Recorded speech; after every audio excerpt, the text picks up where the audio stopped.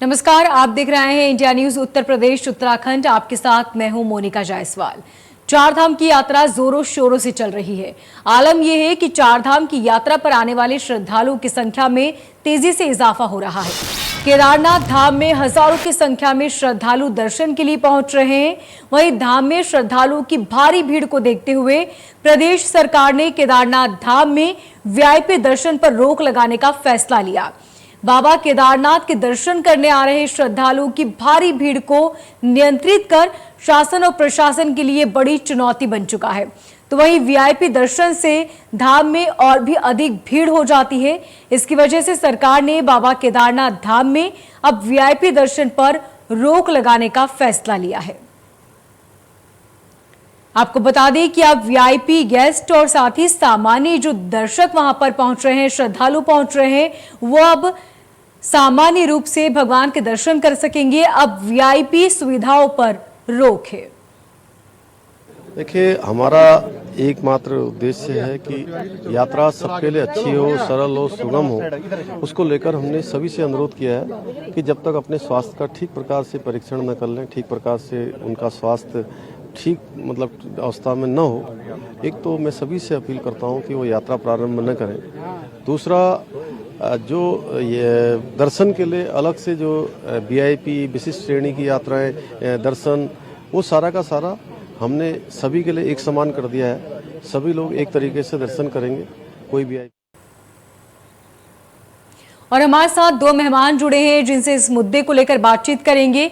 हमारे साथ कांग्रेस के वरिष्ठ नेता सूर्यकांत और साथ ही भाजपा के प्रदेश प्रवक्ता हनी पाठक जुड़े हुए हैं। सबसे पहले मैं सूर्यकांत जी आपके पास आना चाहूंगी। और सरकार का जो ये फैसला है कि अब वीआईपी गेस्ट की एंट्री भी सामान्य गेस्ट श्रद्धालु की तरह होगी, इस फैसले को आप किस तरह देखते हैं?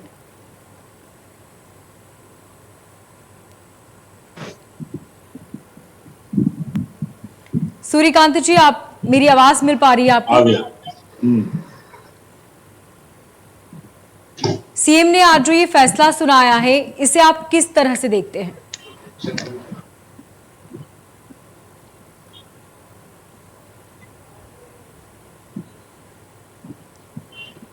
चलिए, सूर्यकांत जी तक हमारी आवाज नहीं पहुंच पा रही है। हनी पाठक जी हमारे साथ मौजूद हैं। हनी जी, ये बताएं कि आप ये जो फैसला आया है, ये किस वजह से लिया गया फैसला, और इस फैसला आने के बाद क्या श्रद्धालुओं की जो मौतें हो रही हैं और जो उन्हें असुविधा हो रही है, क्या उसमें बदलाव होगा? जरा सवाल दोहराइए तो। सूर्यकांत जी, मेरा सवाल यह है कि सरकार ने जो फैसला लिया है कि अब वीआईपी दर्शन नहीं होंगे, जो सामान्य दर्शन होते हैं बिल्कुल वैसे ही जो वीआईपी गेस्ट वहां पहुंचेंगे उनके भी सामान्य श्रद्धालुओं की तरह दर्शन होंगे। सरकार के इस फैसले को आप किस तरह देखते हैं? नहीं, सरकार को तो पहले दिन से इस फैसले को लागू करना चाहिए। वीआईपी दर्शन क्या होता है? अरे भाई, भक्त जो है वो बराबर एक ही शब्द में खड़े हो गए, महमूद अयाज। अब आप उनको गाली देते रहिए, चाहे कुछ ही कहिए, लेकिन हमारे यहाँ ये वीआईपी दर्शन, पैसा देके दर्शन, महंगा वाला दर्शन, सस्ता वाला दर्शन, ये क्या तमाशा है? दर्शन सबके सामान्य होने चाहिए। जो भी लोग दर्शन करने जाएं ईश्वर के, भगवान के, बद्रीनाथ जी के जाएं, केदारनाथ जी के जाएं, यमुनोत्री जी के जाएं, गंगोत्री जी के जाएं, कोई वीआईपी दर्शन नहीं होना चाहिए। सबका एक जैसा दर्शन होना चाहिए।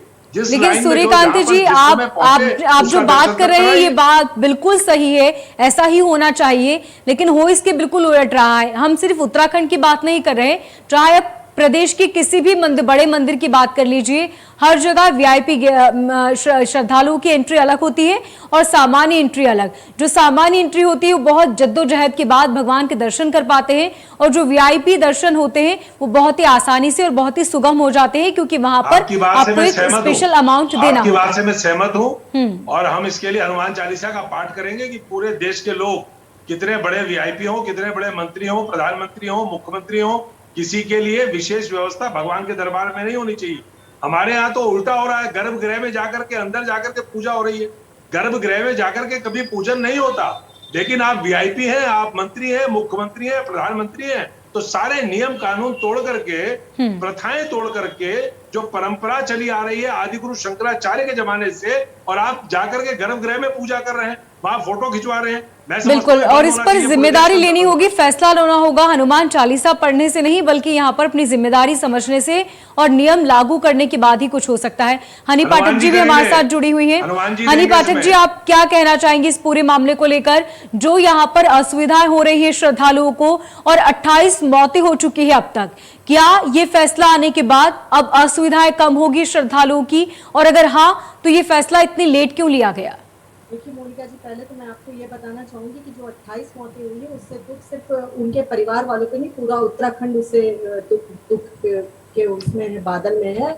और दूसरा मैं आपको ये कहना चाहूंगी, वो जो मौतें हुई हैं वो ना तो भगदड़ मचने से हुई है, ना आवाजाही आपाधापी से मची है, इस तरीके के किसी भी कारण से वो मौतें नहीं हुई है। वो मौतें स्वास्थ्य के कारणों से हुई है, बिगड़े स्वास्थ्य के कारणों से वो मौतें हुई है। तो आज हमारे मुख्यमंत्री जी ने भी इस बात को कहा है कि अपने स्वास्थ्य को देखते हुए ही चारों धाम की यात्रा करने आए। हाँ। अगर स्वास्थ्य आपका साथ नहीं देता है तो ना आए। और लेकिन मैनेजमेंट तो आपका था ना, वहां पर मैनेजमेंट तो आपकी सरकार का था। ऐसे में वहां पर जो श्रद्धालु आ रहे थे उनकी फिटनेस क्यों नहीं देखी गई एंट्री से पहले? सवाल ये भी तो बेहद अहम है। आदमी चढ़ रहा होता है मोनिका जी, उस समय उसकी गति कुछ और होती है, और जब ऊपर चढ़ना शुरू हो जाता है उस समय उसकी हालत कुछ और हो जाती है। जब मैं केदारनाथ बाबा के दर्शन करने खुद गई हुई हूँ ना, पिछले साल, तब मेरी भी यही हालत थी कि मैंने ये सोचा था कि मैं पैदल चल लूंगी, लेकिन कुछ समय बाद मेरी हालत वो पैदल चलने वाली नहीं रह गई थी। मुझे भी काफी ज्यादा प्रॉब्लम फेस करनी पड़ी थी, जिसके कारण मुझे बीच रास्ते से घोड़ा करना पड़ गया था, और काफी देर इंतजार करने के बाद और विश्राम करने के बाद मैंने पूरी चढ़ाई चढ़ी थी केदारनाथ बाबा की। हनी जी, आप जो बात कह रही हैं होता है व्यक्ति, लेट मी कंप्लीट मोनिका जी, मैं आपके सारे सवालों का जवाब दूंगी। ठीक है, और दूसरी बात, अभी धसवाना भाई साहब ने ये कहा कि वीआईपी दर्शन तो बंद होने चाहिए, ये होने चाहिए, बिल्कुल होने चाहिए, बिल्कुल। मैं पहली बार किसी कांग्रेस के प्रवक्ता की बात से सहमत हूँ कि चलो इन्होंने कोई चीज को तो हामी भरी नहीं, हर चीज के लिए तो इनको यही होता है कि गलत कर दिया। और तीसरी बात मैं ये कहना चाहूंगी, हर मिनट श्रद्धालुओं 30 श्रद्धालुओं को दर्शन कराने की वो कह दिया गया है कि हर मिनट 30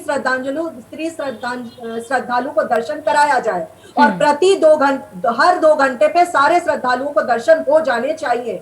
और श्रद्धालुओं के दर्शन की अवधि भी बढ़ा दी गई है। वीआईपी कल्चर को इसलिए खत्म किया गया है क्योंकि वीआईपी कल्चर कम से कम 2 से 2,500 लोग वीआईपी कल्चर के कारण अंदर जा रहे थे, और उनकी देख रेख करने के लिए पुलिस अधिकारी, आला अधिकारी, ये सारे के सारे उनके साथ ड्यूटी में लग जा रहे थे, और वो अपनी ड्यूटी में जहां पे वो तैनात हो रहे थे उससे बार हटके उनको वीआईपी दर्शन के लोगों को दर्शन कराना पड़ रहा था, जिस कारण हमारे मुख्यमंत्री श्री पुष्कर सिंह धामी जी ने ये अभूतपूर्व फैसला लिया है। और लास्ट एक सवाल मैं सूर्यकांत धसवाना जी को छोड़कर जा रही हूँ इस सवाल पे, कि मुझे इस सवाल का जवाब दे कि जो अभी हनुमान चालीसा पाठ पढ़ने की बातें कर रहे हैं, बड़ी बातें कर रहे हैं, इससे पहले इस सरकार से पहले की सरकार में आप थे यहाँ पर उत्तराखंड में। चारों धाम यात्रा तो हर बार होती आई है, हर साल होती आई है। किस साल में आपने वीआईपी कल्चर को बंद करने की मुहिम उठाई है? जरा मुझे इसके बारे, इस डिबेट में उस प्रथा को जिस तरह से अभी बोल रहे हैं, बड़ी बातें, आप हनुमान चालीसा का पाठ तो ये पाठ तो वो पाठ, तो मुझे ये भी डाटा। ठीक है हनी पाठक जी, आपको बिल्कुल समय मिल रहा है बातचीत करने के लिए, अब आप सवाल भी तो लेने दीजिए ना, सवाल भी तो लेने दीजिए।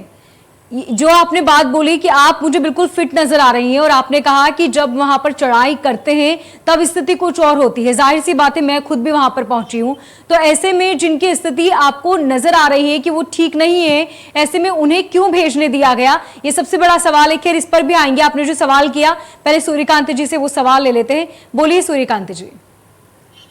देखिए, 2 बातें हैं। पहली बात तो ये है कि कांग्रेस के जमाने में 2013 की आप आपदा याद करिए, उस जमाने में जो आपदा आई थी, उस आपदा का जो उसकी डेंसिटी थी, जो उसका प्रभाव था, इतना व्यापक प्रभाव था, 35,000 वर्ग किलोमीटर का क्षेत्र उससे प्रभावित हुआ था। हमने 1 साल के अंदर पूरा वो आपदा के बाद दोबारा यात्रा शुरू करी, और यात्रा शुरू करने के बाद जितनी व्यवस्थाएं वहां पर थी, तब से लेकर के जब तक कांग्रेस की सरकार रही, वहां पर कोई परेशानी नहीं हुई।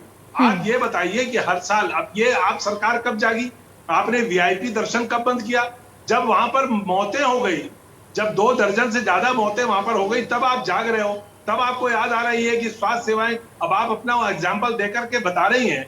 अरे भाई ठीक है, आप गई हैं, अच्छी बात है। केदार बाबा के प्रति आपकी, हमारी सबकी आस्था है, पूरे देश और दुनिया की आस्था है। बद्रीनाथ जी के प्रति आस्था है, पूरे दुनिया के तमाम सनातनी जो है वो हमारे 4 धामों में आते हैं। मुझे बोलने दीजिए, आपने बोला मैं बीच में नहीं बोला, आपने बोला मैं बीच में नहीं बोला। मैं आपसे ये कहना चाह रहा हूँ कि हमने जब व्यवस्थाएं करी, कभी भी वीआईपी दर्शन के नाम पर कोई भी इस प्रकार की कुव्यवस्था नहीं हुई कि लोगों को, आज हजारों लोग पूरे, आप देखिए 40-40 किलोमीटर के जाम लगे हुए हैं पूरे क्षेत्र में, और जो व्यवस्थाएं हैं, खुले आसमान के नीचे लोगों को रहने के लिए मजबूर होना पड़ रहा है। और आज स्थिति इतनी खराब है, मैं इस बात को इसलिए ज्यादा बहुत तवज्जो नहीं देना चाहता क्योंकि पूरे देश में, दुनिया में हमारी बात जा रही है। हम नहीं चाहते कि किसी प्रकार से ऐसा मैसेज जाए जो हमारी लाइफ लाइन है। उत्तराखंड की 4 धाम यात्रा लाइफ लाइन है। 5 लाख परिवारों की रोटी रोजी इससे जुड़ी है। ये यात्रा सुगम तरीके से चलनी चाहिए। हम इसमें किसी प्रकार की राजनीति नहीं करना चाहते, हम किसी प्रकार से सरकार पर, इस पर हमला नहीं करना चाहते। लेकिन अगर 20-20 लोग मर जाएंगे और उसके बाद सरकार जागेगी, उसके बाद आप इसकी श्रेय लेने की कोशिश करेंगे कि हमने तो ऐतिहासिक फैसला कर दिया। हमने, आपके सारे फैसले ऐतिहासिक होते हैं। ठीक है सूर्यकांत जी, हनीश जी, सवाल ये भी उठता है कि यदि आपने जो फैसले लिए वो वाकई बहुत अच्छे फैसले हैं, वीआईपी कल्चर पे रोक लगाई, ये बहुत अच्छा फैसला है, लेकिन जिन लोगों की, जनता की तरफ, 1 सेकंड सूर्यकांत जी, 5 लाख वो परिवार जिनकी रोटी रोजी, बच्चों की शिक्षा दीक्षा, घर का चूल्हा, सब इस यात्रा से ही चलता है। हम इसको विवादित नहीं बनाना चाहते, इसको हम राजनीतिक रूप नहीं देना चाहते। ठीक है सूर्यकांत जी, हम ये जरूर कहना चाहते हैं कि जो व्यवस्थाएं समय पर होनी चाहिए थी वो सरकार ने नहीं करी। अब सरकार जागी है तो स्वागत कर रहे हैं। ठीक है सूर्यकांत जी, ठीक है सूर्यकांत जी, आपके पास भी लौटूंगी सर, एक एक करके, प्लीज सर। ठीक है, ठीक है हनीश जी, आपके पास मैं आना चाहूंगी। और सवाल ये है कि जो फैसला लिया गया वो वाकई काबिले तारीफ है, लेकिन जो मौतें हुई है उन मौतों को लेकर क्या आप मानती है कि उसकी जिम्मेदार कहीं ना कहीं सरकार है, कहीं ना कहीं थोड़ी बहुत चूक हुई है जिसकी वजह से मौतें? सूर्यकांत जी आप चुप हो जाइए प्लीज। सूर्यकांत जी, सूर्यकांत जी आप सुन पा रहे हैं मुझे?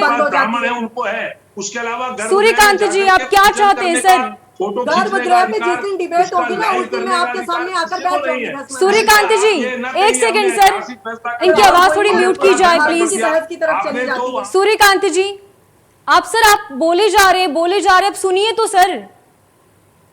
हम सिर्फ आप ही को सुनने के लिए आप दोनों पार्टियों को सुनना पड़ेगा ना सर। आप कंटिन्यू बोले जा रहे हैं, आप सुनिए भी तो सर। विवाद का मुद्दा मत बनाइए। नहीं सुनेंगे तो ना आप। लाइफ लाइन है, हमने सुन लिया आपकी बात सर, हमने सुन लिया आपकी बात, ठीक है सुन लिया आपकी बात। अब जवाब भी तो ले लें सर।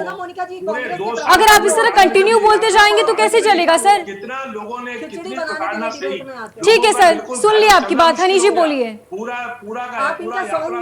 चाहे होटल वाला हो, चाहे वाला हो, चाहे चाय वाला हो, चाहे टैक्सी वाला हो, चाहे होटल वाला हो। सूर्यकांत जी हमने आपकी सारी बात सुन ली सर, जवाब भी तो ले लें दीजिए। आप इस तरह कंटिन्यू बोलेंगे सर तो कैसे चलेगा? शुरू हो जाती तो इनकमिंग, आप इस तरह कंटिन्यू लगातार बोले जा रहे हैं, आप सुनिए तो सही सर। लगातार बोलते हैं, इनकी आउटगोइंग अगर शुरू हो गई तो रुकिए सर, रुकिए, आपके पास आएंगे। आप थोड़ा शांत रहिए सर, एक एक करके। इस तरह बातचीत को खराब मत कीजिए प्लीज, ठीक है? जिस मुद्दे को लेकर हम बात कर रहे हैं ना वो ये, अगर इस तरह आप कंटिन्यू बोलेंगे सर तो फिर आप ही बोल लीजिए, फिर हमारे यहाँ बैठना नहीं बेकार है। रुकिए सर, ठीक है ठीक है। हनी जी आप बोलिए। मोनिका जी या तो मैं डिबेट म्यूट करूं या आप वॉइस से बोलिए, इनका साउंड म्यूट करें। आप बोलिए, आप बोलिए। एक तो पता नहीं कांग्रेस के प्रवक्ताओं को क्या बीमारी है, जब ये बोलना शुरू करते हैं बीमारी आपको है, बीमारी हमें नहीं है। सूर्यकांति जी अब सुन लीजिए, आप बहुत देर से बोल रहे हैं आप, ठीक है? मैं ये कहना चाहती हूँ कि जिस दिन भाई साहब चुप हो जाइए। आपके पद और गरिमा को मैंने बहुत देख रखा है, आपके पद और गरिमा को मैंने बहुत देख रखा है। बगल में हमारे आपके कांग्रेस का सगा। सूर्यकांति जी आप शांत रहिए सर, और बेहतर होगा कि इस टॉपिक को लेकर ही बात की जाए। प्लीज सूर्यकांति जी शांत हो जाइए। बीमारी आपको है, झूठ बोलेगी, बीमारी आपको है, इनके कार्यकर्ता ने मां बहन की गाली तक दी थी और मैंने इस व्यक्ति को कॉल किया था, कोई एक्शन नहीं आया था। ये है ये कांग्रेस का जलील चाल। आप बीमारी बता रहे हैं उसे, कमाल की बात है, कैसी प्रवक्ता है सबको हरी आप ही प्रवक्ता है। अगर आपको इस तरह की भाषा कोई प्रयोग करेगा, मैंने आपके लिए इस तरह की कोई भाषा का प्रयोग, ठीक है सूर्यकांत जी, आप इस तरह की भाषा ठीक का है, प्रयोग कर रहे हैं, कांग्रेस के प्रवक्ताओं को बीमारी ठीक है। मैं समझता हूँ सबसे ज्यादा बीमारी ग्रस्त आप हैं। सूर्यकांत जी आप शांत हो जाइए। 2013 हनी पाठक जी सवाल, ठीक है, 2013 के सारे वो लोग आपके हैं, वो विकल्प ऐसा उठाकर फेंका है कि दोबारा हाथ में लाने तक नहीं देगी। और हनी पाठक जी, 2013 के बाद की भी व्यथा मैंने देखी है। हनी पाठक जी, जनता ने आपको चुना है और इसीलिए ये सवाल भी सबसे पहले मैंने शुरुआत आपसे की।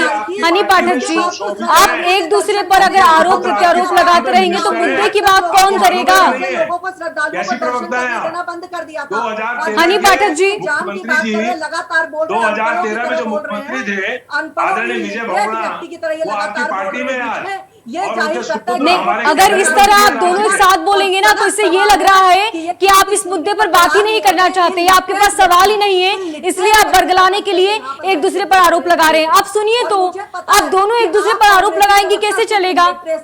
हनी पाठक जी शांत हो जाइए मैडम। सवाल मेरा आपसे ये है कि सरकार ने जो सीएम ने फैसला लिया वो बहुत अच्छा फैसला है, लेकिन जो 28 श्रद्धालुओं की मौत हुई है उस पर आप क्या कहना चाहेंगे? आप मानती है कि कहीं ना कहीं चूक हुई है इसलिए फैसले बदले जा रहे हैं? एक सेकेंड सर, चलिए ना, पहुंचिए के बाद 2 साल लगातार के बुलेट ट्रेन कोविड की के तरह बाद बोल रही है, अब यात्रा खुली है। बुलेट ट्रेन की तरह आप बोल रही है, ना शुरू हुई है ना चली है ना पहुंची मोनिका जी, है, आप बुलेट ट्रेन की तरह चले जा रही हैं, लगातार बोले जा रही हैं। हनी पाठक जी, मैं आपसे सवाल कुछ और कर रही हूँ, आप जवाब कुछ और दे रही हैं। बुलेट ट्रेन जो शुरू भी नहीं हुई और मोनिका जी, पहुंची आपकी भी नहीं आवाज हुई। जब आएगी, ये इलिटरेट व्यक्ति जब चुप होंगे तभी ना आपकी आवाज आएगी मेरे पास। सूर्यकांत जी और हनी पाठक जी, आप दोनों शांत हो जाइए, समय बहुत कम है, इसलिए बेहतर होगा कि अब मुद्दों पर बात कर ली जाए। सवाल मेरा सिर्फ इतना है आपसे कि सरकार ने जो फैसले लिए हैं, क्या ये फैसले अब इसलिए लिए जा रहे हैं ताकि 28 श्रद्धालुओं की जो मौत हुई आगे इस तरह की तस्वीरें देखने को न मिले? कहीं ना कहीं आप ये मान रही है कि चूक हुई है? किसी हद तक देखिए ये भी जिम्मेदार है बात की श्रद्धालुओं की मौत का आंकड़ा और इस तरीके के आंकड़ों को देखते हुए भी इस तरह का फैसला लिया गया है। देखिए ऐसा है मोनिका जी, लाखों परिवारों का घर इससे चलता है। अगर मौतें हुई है ना तो कोई ना कोई कारण कोई भी हो, लेकिन मौतें हुई हैं तो हाँ। मौतें जो हुई हैं उसके बाद और इस तरीके की भयावह स्थिति उत्तराखंड को ना देखने को मिले, इस कारण भी फैसला लिया गया है। नहीं, बहुत अच्छी बात है, बहुत अच्छा फैसला है, लेकिन आप जो 28 मौतें हुई है उसके लिए जिम्मेदारी ले रही है, यात्रा की अवधि बढ़ाने के आप लिए ये जिम्मेदारी ले रही है है कि हाँ जो मौतें हुई है ये बिल्कुल गलत है और ये कहीं ना कहीं सरकार की चूक है, आप इस बात को मानती हैं? जी नहीं, बिल्कुल नहीं, सरकार की चूक की वजह से ये मौतें नहीं हुई है। मैं आपको बार बार यही चीज कह रही हूँ कि उनके शारीरिक स्वास्थ्य के बिगड़ने के कारण ये मौतें हुई हैं। मोनिका जी, आप खुद भी बता रही हैं कि आप भी वहां बाबा नाथ गई थी। मैं माइग्रेन की पेशेंट, तो मैं बता रही हूँ ना, मुझे बहुत ज्यादा प्रॉब्लम फील हो गई थी। मैंने 3-3.5 हनी पाठक जी, आपके सवाल में ही आपका जवाब है। आप जो कह रही है ना इसी में आपका जवाब छुपा हुआ है कि वहां पर पूरी फिटनेस देख के ही श्रद्धालुओं को आगे एंट्री देनी चाहिए और इसी वजह से आपने रजिस्ट्रेशन प्रोसेस भी शुरू की थी। लेकिन आपके ही प्रवक्ता ने यह कहा है कि कई बार बिना रजिस्ट्रेशन के भी श्रद्धालु वहां पर पहुंचे हैं और उनकी हेल्थ नहीं देखी गई, इस वजह से हादसे हुए। खैर, बहुत शुक्रिया तमाम बातचीत के लिए हनी पाठक जी। सूर्यकांत जी, आपका भी बहुत शुक्रिया। और ऐसे में जो सरकार ने फैसले लिए हैं वाकई काबिल तारीफ है और उम्मीद हमें यही है कि आने वाले वक्त में इस तरह की तस्वीरें देखने को नहीं मिलेगी जो हमने पिछले कई दिनों से देखी है। फिलहाल इस बुलेटिन में इतना ही, दीजिए इजाजत और देखते रहिए इंडिया न्यूज।